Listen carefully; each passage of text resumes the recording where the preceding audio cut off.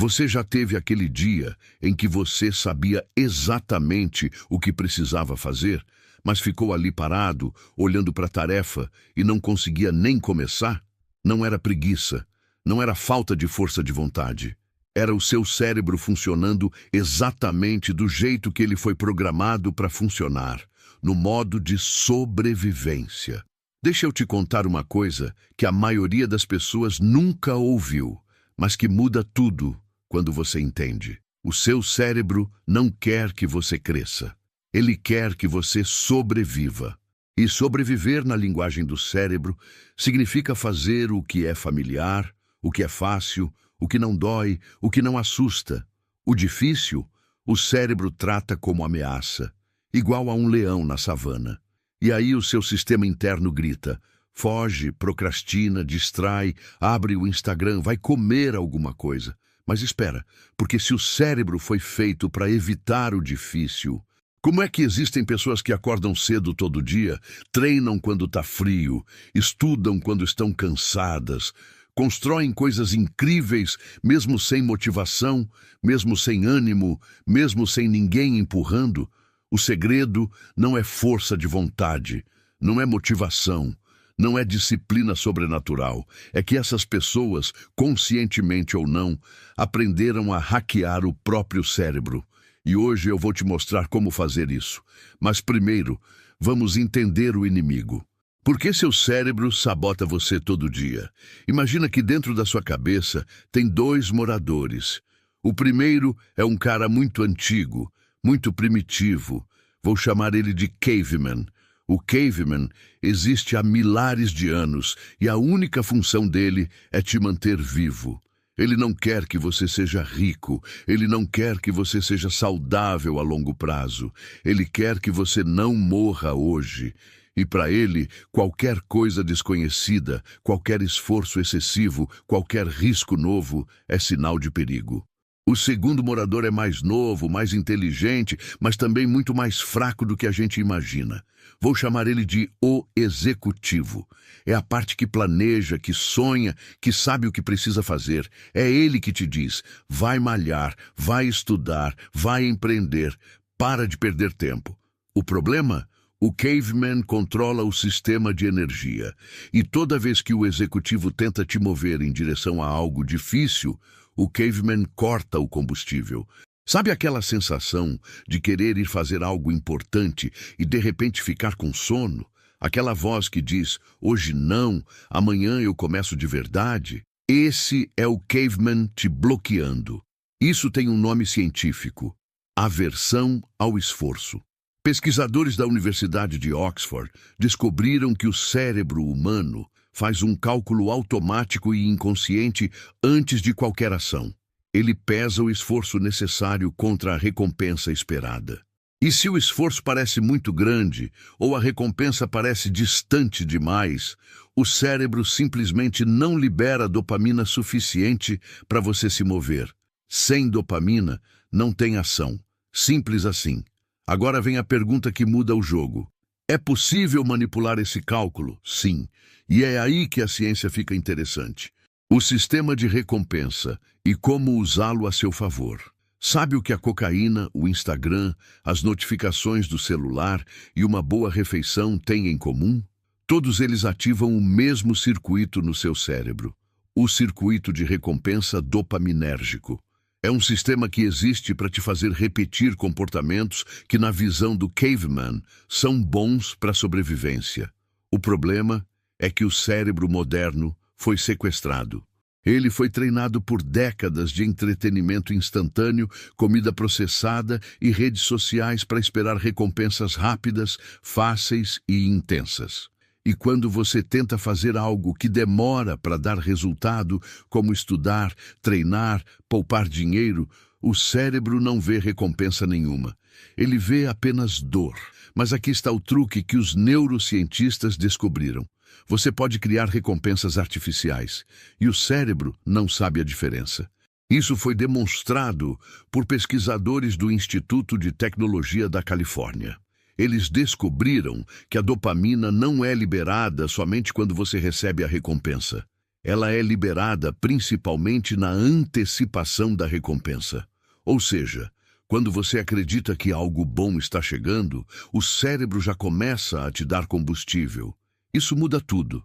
Significa que se você conseguir fazer seu cérebro acreditar que a tarefa difícil vai ter uma recompensa logo ali na frente, ele vai te ajudar a começar. E começar é a parte mais difícil. Na prática, funciona assim. Imagine que você precisa estudar por 2 horas. Tudo bem, você sabe que precisa, mas toda vez que você senta, o cérebro te faz querer abrir o celular, lembrar de alguma coisa que precisa fazer, sentir fome, sentir sono. Agora tenta isso. Antes de começar, cria uma micro-recompensa imediata. Pode ser um café especial que você só toma enquanto estuda. Pode ser uma música que você só ouve durante aquela tarefa. Pode ser uma promessa para si mesmo de assistir um episódio de uma série que você gosta depois de terminar aquele bloco de trabalho. O cérebro vai começar a associar aquela tarefa difícil com a sensação de prazer. Com o tempo, a antecipação da recompensa vai aparecer antes da tarefa. Você vai começar a se sentir motivado para estudar porque o cérebro aprendeu que estudar precede algo bom. Isso é condicionamento. Não é diferente de treinar um cachorro, só que você está treinando a si mesmo. O erro que destrói qualquer começo. Agora eu preciso te contar sobre o maior erro que as pessoas cometem quando tentam mudar. Elas pensam grande demais, rápido demais. Vou acordar às 5 da manhã todo dia. Vou correr 10 quilômetros. Vou estudar 3 horas por dia. Vou parar de comer açúcar de vez. Parece motivação. Na verdade, é uma armadilha. O cérebro tem um mecanismo chamado antevisão de custo. Antes de você agir, ele faz uma estimativa de quanto esforço aquilo vai custar. E quando o objetivo é muito grande, o custo estimado dispara, o caveman entra em pânico e o resultado é aquela paralisia que você conhece bem. Você planeja muito e faz pouco. A neurociência chama isso de overwhelm neurológico. E tem um antídoto simples: fazer menor. Não menor por falta de ambição, menor por inteligência estratégica. Existe um conceito chamado 2 minutos, ou, na literatura científica, a regra do mínimo viável comportamental. A ideia é que o cérebro tem muito mais facilidade em começar uma ação do que em mantê-la. Então o truque não é se comprometer com 1 hora de treino, é se comprometer com 2 minutos, só 2 minutos. Colocar o tênis, sentar na cadeira de estudo, abrir o caderno, escrever a primeira frase. O que a ciência mostra é surpreendente. Na maioria dos casos, depois de 2 minutos, você continua, porque o cérebro, uma vez em movimento, tem uma tendência natural de manter o movimento. É o que a física chama de inércia. E o cérebro é físico também. O filósofo grego Aristóteles disse algo que hoje a neurociência comprova. Somos o que fazemos repetidamente, não o que planejamos, não o que queremos, o que fazemos. E 2 das maiores descobertas modernas sobre comportamento confirmam isso. A identidade vem do comportamento, não o contrário. Quando você faz a ação, mesmo que pequena, seu cérebro começa a construir uma narrativa. Eu sou alguém que faz isso. E aí a resistência diminui. Não porque você se tornou super-humano, mas porque a ação parou de ser estranha para o seu sistema interno. O papel do desconforto. E porque você precisa aprender a namorá-lo aqui, a gente entra na parte que mais incomoda. E é exatamente por isso que eu preciso falar sobre ela. Toda tarefa difícil começa com desconforto. Toda mudança real começa com atrito. E o problema da nossa geração é que fomos treinados a evitar o desconforto a qualquer custo.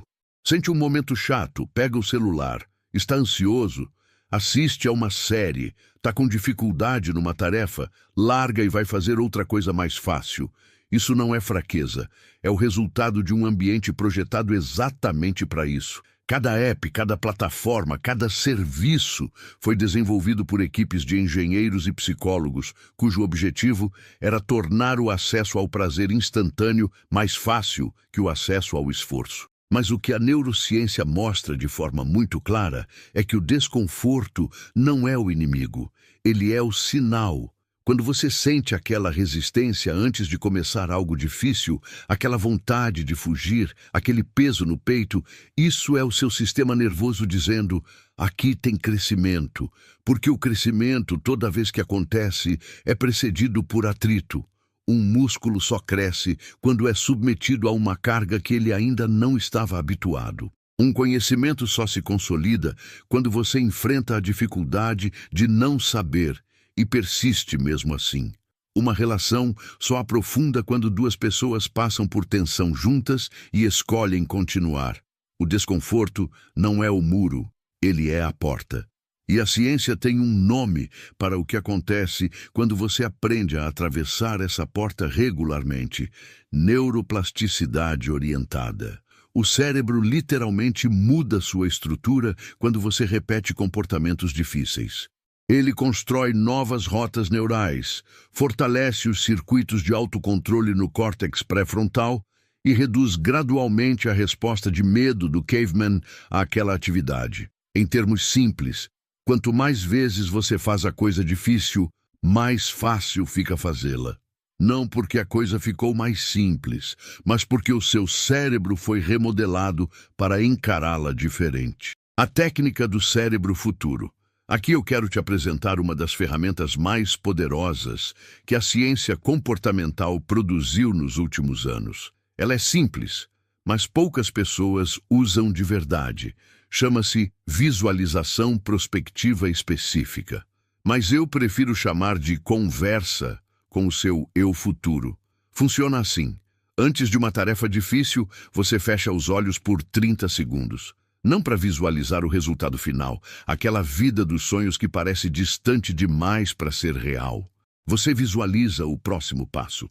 Você, no final daquela tarde, tendo feito o que precisava ser feito. Como você se sente? O que é diferente? Que tipo de pessoa você está sendo naquele momento? Isso ativa o córtex pré-frontal, a parte executiva do seu cérebro, e cria uma ponte entre o momento presente e a ação necessária. Estudos da Universidade de Toronto mostraram que essa técnica, quando praticada regularmente, aumenta significativamente a probabilidade de seguimento de intenções, que é o termo científico para o ato de fazer o que você disse que ia fazer. Mas tem um detalhe crucial que a maioria das pessoas erra. A visualização só funciona se você incluir os obstáculos. Se você imagina só o sucesso, o cérebro interpreta como se já tivesse acontecido e reduz a motivação de buscar. É por isso que, às vezes, você sonha muito com algo e aí vai fazer e não sai do lugar. O cérebro ganhou o troféu na imaginação e não vê mais necessidade de ir buscá-lo na realidade. A técnica correta é essa: imagina o resultado que quer. Depois imagina os obstáculos que vão aparecer no caminho. Depois imagina como você vai responder a cada obstáculo. Quando o cérebro pratica o obstáculo antes de enfrentá-lo, ele desenvolve o que os pesquisadores chamam de estratégias de implementação pré-formadas. Na hora que o problema aparece de verdade, a resposta já foi ensaiada. O caveman entra em pânico com menos frequência porque aquilo não é mais completamente desconhecido. Você já passou por aquilo antes, na sua cabeça, e sobreviveu. O cotidiano de quem hackeou o próprio cérebro. Eu quero te mostrar como isso parece na vida real. Não na vida de um atleta olímpico, não na vida de um CEO de bilhões, na vida de uma pessoa comum, com trabalho, com casa, com filhos, com conta para pagar. Tem uma mulher chamada Carla. Ela tem 34 anos, trabalha 8 horas por dia, chega em casa exausta, ainda tem que dar atenção para os filhos, fazer janta, limpar e ainda sonha em aprender inglês. O antigo jeito de tentar, motivação de domingo à noite, plano ambicioso, começa na segunda. Na quarta, já parou. O jeito, depois de entender o cérebro, ela criou um ritual de 2 minutos. Todo dia, depois do jantar, antes de qualquer outra coisa, ela abre o aplicativo de inglês por 2 minutos. Só 2. Sem compromisso com mais do que isso. O que acontece? Na maioria das vezes, ela fica mais, porque a inércia toma conta. Mas mesmo quando ela não fica, aqueles 2 minutos aconteceram. E o cérebro registrou. Eu sou alguém que aprende inglês todo dia. Ela também criou uma micro-recompensa. O chá favorito dela só é tomado durante esses momentos de estudo. O cérebro começou a associar o chá ao estudo, e quando ela prepara o chá, já sente o chamado.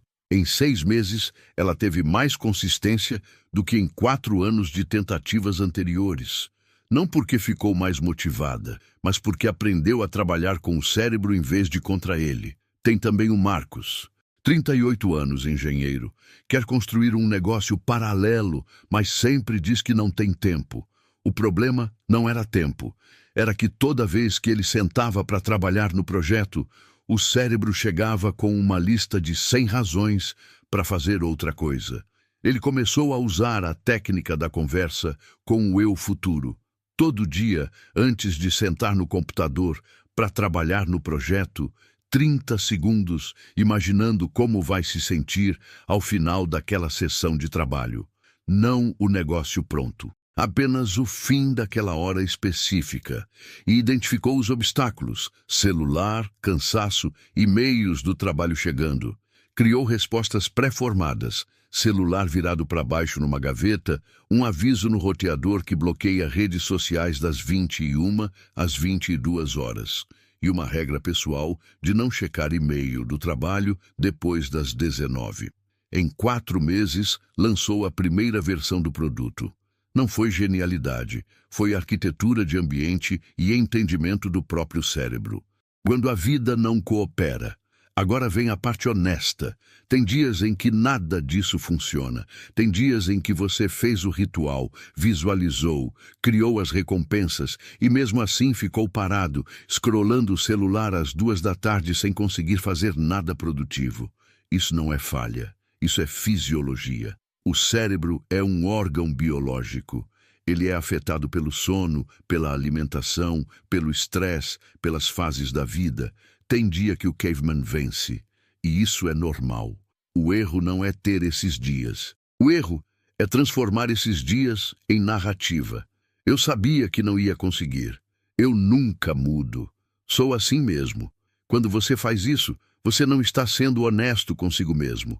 Você está construindo uma identidade de fracasso. E o cérebro, que adora confirmar narrativas que já acredita, vai começar a produzir evidências para te provar que você está certo. A ciência chama isso de viés de confirmação neural.